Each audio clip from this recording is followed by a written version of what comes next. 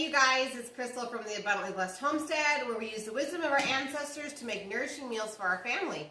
Today I'm going to teach you guys how to soak and then ferment the seeds of the earth. This is something that's been happening for thousands of years, and it's something that Dr. Weston Price discovered on his journeys around the world. So we're going to soak. Today I'm going to show you how to soak kidney beans and also pinto beans.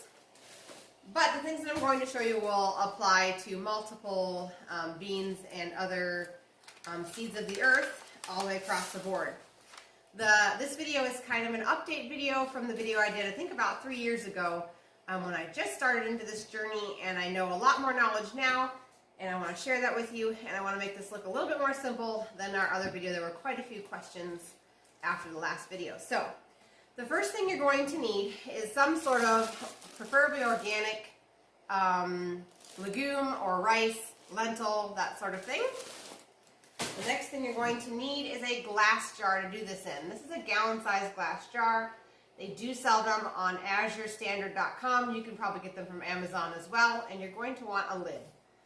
You could also do this in a smaller size container, but when we fill the container with a dried good, we're only going to go a third of the way up. So keep that in mind when you select your glass container that you're going to do this in. We want to use glass because we're going to be adding, in most cases, an acidic medium to the solution in here. And so we don't want that acidic medium kind of slowly eating away at the plastic and adding those contaminants to your food. So if you can go ahead and get a glass container, it could be a glass mason jar if you're only going to do a small amount. We want glass, okay? So the other thing we're going to need also is filtered water. It is important to use filtered water and not just tap water. And the reason why is because tap water has fluoride and other ingredients in it that kill off all living bacteria. And what we're trying to do is soak and do an initial soak on these nuts and seeds of the earth, and then go ahead and ferment them. And in order to properly ferment something and allow fermentation, which is the rapid growth of beneficial bacteria, we need water that does not have things in it that kill off bacteria. Okay, so one more thing that you're going to need is your acidic medium of choice. So you could use whey, which is a byproduct of making fermented dairy. So if you were to open a container of yogurt, it's the clear fluid at the top. Same thing with making stuff like sour cream, or also if you're making your own homemade fermented dairy products such as kefir. What would be something else? We're making any sort of cheese that would hang, the stuff that's dripping out of these dairy products, or anything that's dairy product is whatever's dripping out of that cheesecloth is whey. So you either need whey or you need apple cider vinegar. This is raw apple cider vinegar. And then in the case of all kidney beans or kidney-shaped beans, you're going to need baking soda. So we're going to go ahead and get this started. So I've got my jar here. This is a gallon-sized glass jar, so I'm going to fill it about a third of the way full. This does not have to be rocket science, you guys. It's approximately a little over 5 cups. And I'm going to go ahead and do the pinto beans first. So this process will apply to any other bean, lentil, chickpea, black beans, white beans, rice, wild rice. What else am I missing? I don't know. Everything else except for kidney-shaped beans.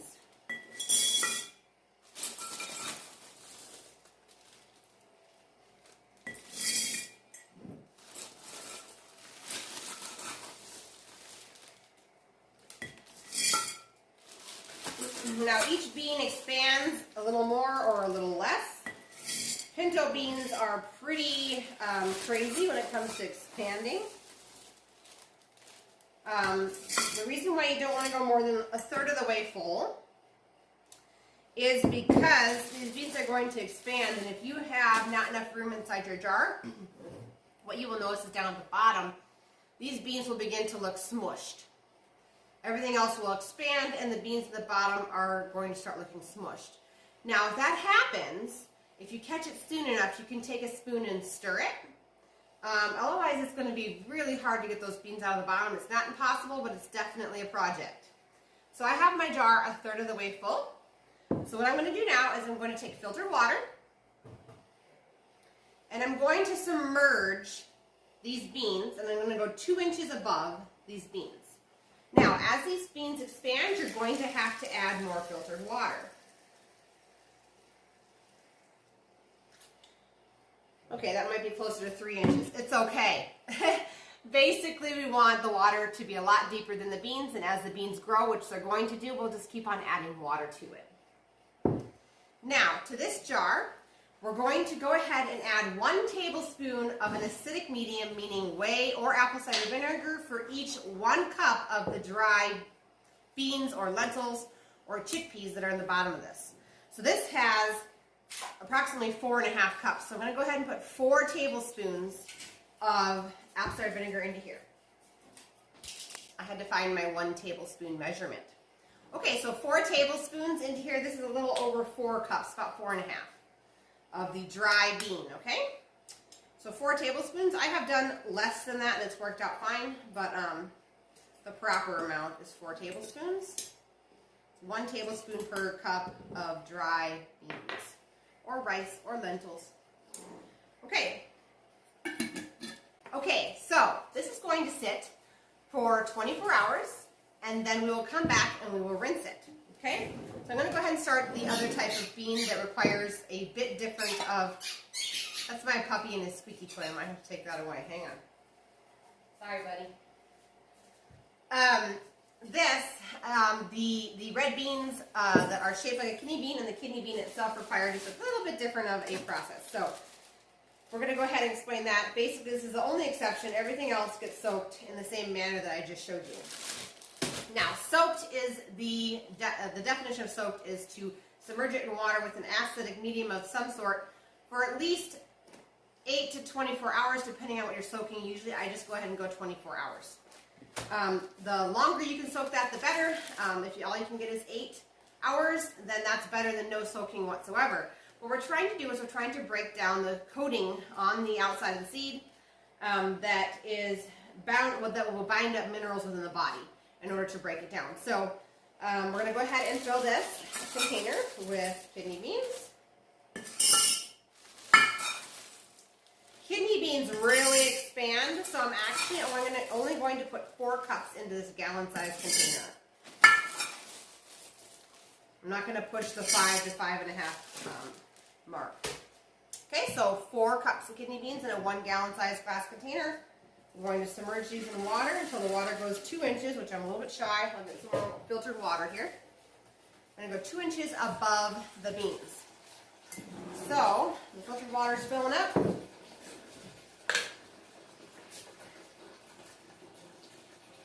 Okay. 2 inches above the beans. Filtered water. He found another squeaky ball. And to this, I'm going to add half a teaspoon of baking soda. So it's about 1/4 of a teaspoon per 1 cup of dried beans. No, it'd be 1/8 of a teaspoon. So half of a teaspoon to 4 cups, and that's baking soda. This is also ready to soak 24 hours. So once these are ready to rinse, I will bring you guys back. I will show you how to rinse them, because that was some of the questions on the last video, as far as making sure I show you guys the entire process. So I'm going to let these sit for 24 hours, and I'll see you guys tomorrow. We'll rinse them off and get them started on a further fermenting process, which breaks down even more of that phytic acid to make it more nutrient dense for your family. So I'll see you guys tomorrow. All right, you guys, it's the next day. I have let these sit 24 hours. You could just let them sit 8 hours. That is the definition of a overnight soak, okay? But my life is crazy. I have 5 children, and so mine usually goes longer than that. And in this case, it went all the way till the next morning, which is 24 hours. That is no big deal. It's great. The longer they soak, the more beneficial it becomes. So, as you can see, the pinto beans have grown a ton. I've had to add more water twice. And the kidney beans grew somewhat. I had to add more water once. You'll also notice that the water is cloudy. That's completely normal. You'll also notice that some of the beans are floating and some are not. Completely normal, okay? I was going to also mention that if you work outside of the home and you won't be here to add more water, when you initially add the dry beans, you can fill your glass jar up with water all the way up to the shoulder of the jar. And then just check it when you get home from work. Instead of having to worry about it running out of water, because if it does run out of water and the beans begin to grow above the water, you have a risk of mold, for number one. And also number two is the beans at the bottom will think that the jar is not big enough, and they will begin to get crushed, like I had told you yesterday. They'll have like a wrinkled, like the skins on them look kind of wrinkled, and they're not growing like the rest of the jar. So if you're too busy to watch your water level, feel free to go ahead and add your filtered water all the way up to the shoulder of the jar so that those beans feel free to grow however they need to. It is still the same amount of apple cider vinegar, whether you just fill it to 2 inches above your beans and then add more filtered water, or if you fill the filtered water all the way to the shoulder of the jar, it's still the same amount of apple cider vinegar or whey or baking soda for your kidney-shaped beans. So I'm going to angle this over towards my sink here. I'm going to show you how to properly rinse beans because there are questions about that as well. And so let me get you guys turned that way. Okay, so since we're going to be draining and rinsing beans, I'm just going to use a simple colander. But obviously if you were doing a seed of the earth or rice would go through the holes in a colander. So in that case, I go ahead and I use a mesh strainer.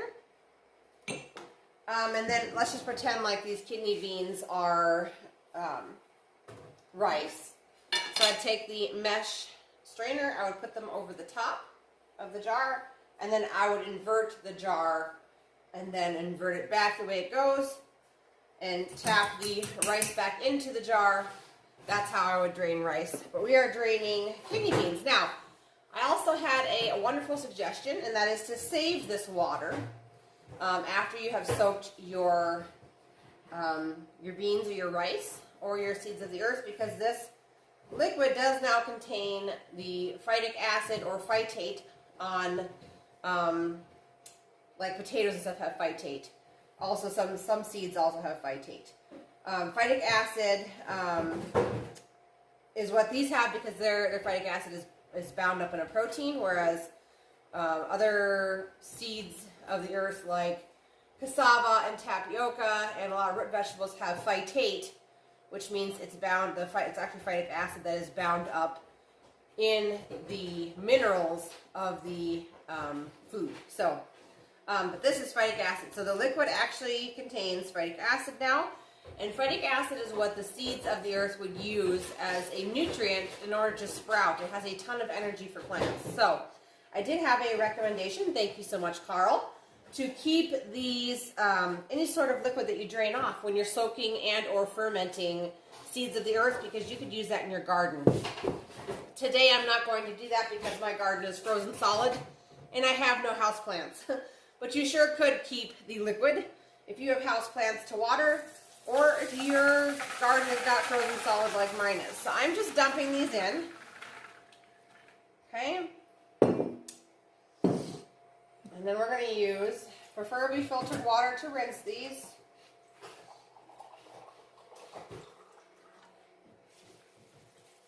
Okay. If your water filter is plumbed into your plumbing, you can just spray it off with the water that's coming out of your tap, okay? So these are done. And I will move you guys back on over so you guys can see. It's the exact same process for the pinto beans, so I will do that here next. Okay, on to the pinto beans. It's going to be the same exact process.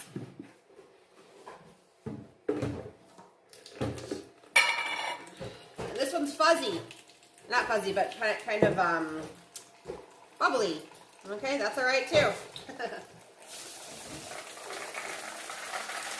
It just means that fermenting has already started in this jar, which is fine. We're going to ferment them next anyway. Now you could totally stop with soaking, and that's perfectly fine. But I always continue to continue on to the next step with my beans and my rice and all other seeds of the earth. I like to go ahead and ferment them.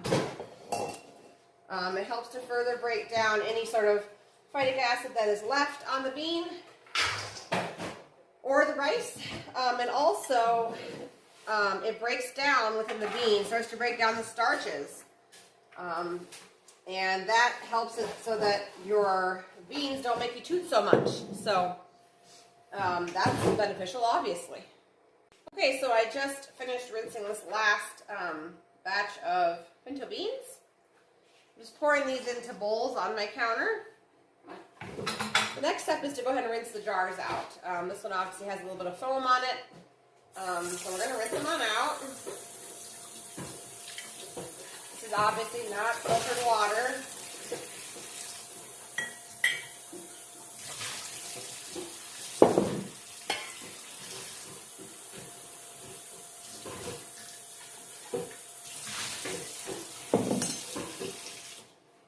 Okay, so I rinsed out the glass jar with non-filtered water, so I'm going to go ahead and I'm going to dry this out.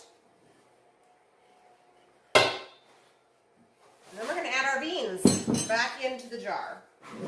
So like I said, what we've done so far is called soaking. And if that's all you can manage to do, that is great. I just prefer to take it a step further because not everybody can handle beans very well. Or rice, really, and doing the extra process of allowing beneficial bacteria to break down some of those troublesome parts of seeds of the earth helps people with sensitive digestive tracts. Doing it with beans helps to make the beans less gassy, we'll say. You could also ferment these after you cook them. But the reason why I do it before I cook them is because whenever you ferment something that is raw, you multiply the nutrients within the food. Whereas if you do it after you cook them, you're just simply breaking down the starches that are remaining in the cooked food item. And I'm after the nutrients in the food and multiplying those. We eat as a family a lot of fermented food following the Weston A. Price Wise Tradition suggestions for diet. And so I'm not worried about eating fermented beans for the actual fermented portion. I just want the beneficial bacteria to start breaking these foods down for us so that our gut has it a little bit easier and we gain the nutrients of the food a lot easier. So we're going to go ahead and move this into the glass jar. I had to go grab my funnel and my scoop. These just really help. If you don't have them, it's not a big deal. Okay, this is a candy funnel and then just a 2/3 cup measurement. You could use a cup measurement though. So I'm just going to go ahead and put these beans back into the jar.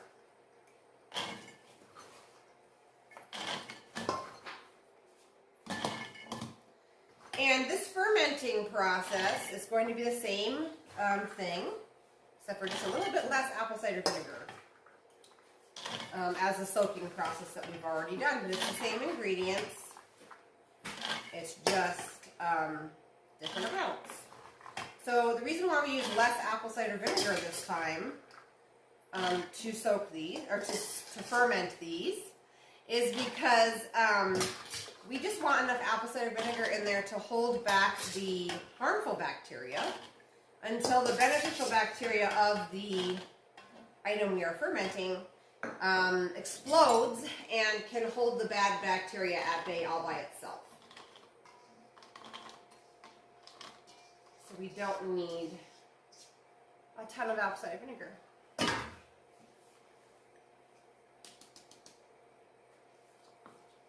Alright, so I'm going to go ahead and fill the other jar with kidney beans and then I'll bring you back. Okay, so I have the jars refilled. We're going to get ready to ferment this now. So we need filtered water. And we're going to go ahead and make sure these beans are covered this time again.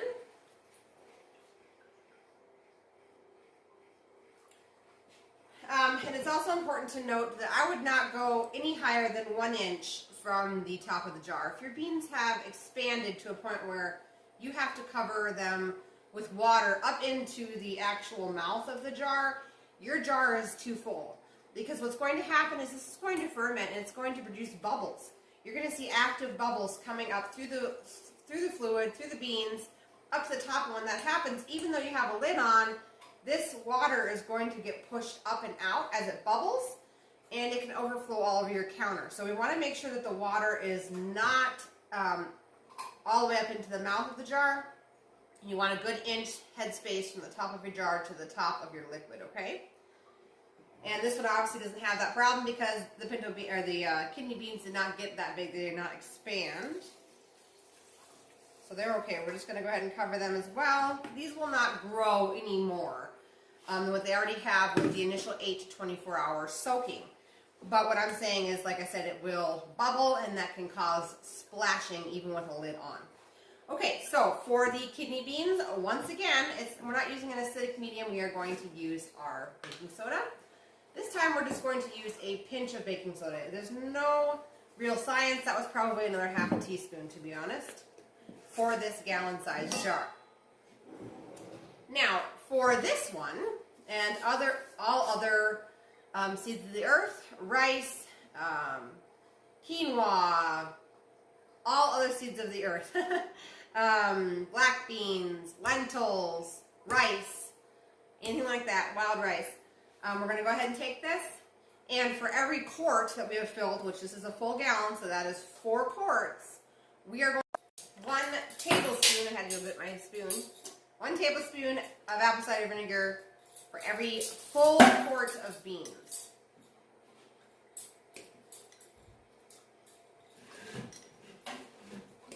There we go. So now we're going to go ahead and put the lids on. Okay.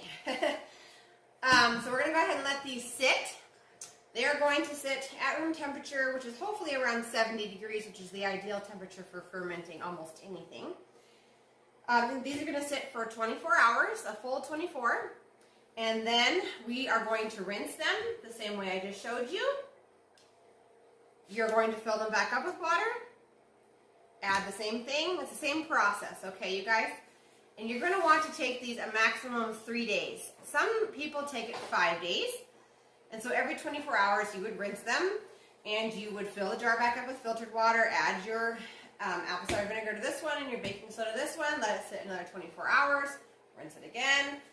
But I have 5 kids. That's the proper way to do this, okay? I have 5 kids, and I'm just going to be honest, a lot of the times I don't get back around to rinsing them at all. Anyway, I don't get back to rinsing the beans at all. And so what will end up happening is you will get a heavy foam on the top of the liquid. And sometimes you'll even get what appears to look like one of those kombucha scobies growing on the top if you don't get around to rinsing these and replacing the fluid. The beans are still good. They will not hurt you. It's just that when you go to do your final rinse inside the sink, there will be more foam for you to try and get off of the beans before you are through rinsing them. So if you can remember to rinse these and replenish the liquid and replenish your acidic medium or your baking soda every 24 hours, you'll have less rinsing to do at the end of 3 days. Now, like I said, you can totally take this 5 days if you wanted to. For our family personally, the 3-day mark is the maximum because they do start to take on a fermented kind of zingy flavor that we find a little off-putting. Some people might love that flavor, so I'm not going to say don't take it 5 days, but for us, we only take it the 3-day mark. And usually in most recipes, you can't taste the difference between a regular bean and a fermented bean. Another benefit to fermenting seeds of the earth is it takes much less time to cook these items. And so for beans and such, once you get done fermenting them, when you go to put them, let's say, in an Instant Pot, the time that is recommended for that particular bean, you're going to want to probably have that. Depending on what recipe you're using, the time will be much, much less for your fermented beans because in soaking and fermenting, you are, and in this long fermenting, you are breaking down hard to digest complex sugars. Also, you are eliminating enzyme inhibitors and also the phytic acid. So the longer these beans soak, the more beneficial it is to your family, especially when it comes to breaking down hard to digest sugars, which is what makes you toot in a bean, okay? So that is what the process is. Like I said, nobody freak out. 24 hours from now, you're supposed to take these and rinse them like I just showed you, and then replenish your water and replenish the apple cider vinegar in this one and the baking soda in this one, okay? And like I said, the process I use with these pinto beans can be used with rice, it can be used with lentils, it can be used with all sorts of things, as long as it's not a kidney-shaped bean. Kidney-shaped beans of the earth need to have an alkaline condition, okay? So that is why we use baking soda. Another thing to note is that if you plan on doing this with chickpeas, you sure can, but at the end of the fermenting and or soaking process, if you end up just soaking it for 8 hours or 24 hours, the initial one, and you decide you don't want to ferment them, you need to remove the skins of the chickpeas. If you decide to go ahead and ferment them, at the end of fermenting them, you need to remove those skins of the chickpeas. That is the only difference. All the other beans and seeds of the earth, you don't have to remove the skins, okay? So that is all there is to it. I just wanted to make this video to make sure that you guys, I could answer some of you guys' questions, because there's a ton of comments on the other video. And I really appreciate you guys watching. If you guys are interested in cooking with whole foods, that will nourish your family, if you would subscribe to my channel, I'd really appreciate it. We do live cooking shows every Tuesday night at 5:15 p.m. where we make a nourishing meal for your family, and I try to show you how easy it is to make meals from scratch that your family will love. I have 5 children, so all of these recipes are kid approved. So that's all there is to it. I hope that was less confusing than my first video. It's much longer than my first video, so hopefully this answers quite a few questions. Thank you so much for watching, and I'll see you guys in the next video. Okay, so for the final tip, after you are done either soaking your beans, rice, or seeds of the earth for 8 to 24 hours on the initial soak, or after you're done fermenting the beans for 3 to 5 days and you have rinsed them off and drained them, you can go ahead and put them in a freezer bag and put them inside your freezer. That way they are ready for any type of meal that you might need a seed of the earth when you're cooking. And that is my last tip. If you guys still have questions after this extremely long video, leave them down below in the comments and I will get right back to you. Thank you so much for watching, and I'll see you guys in the next video.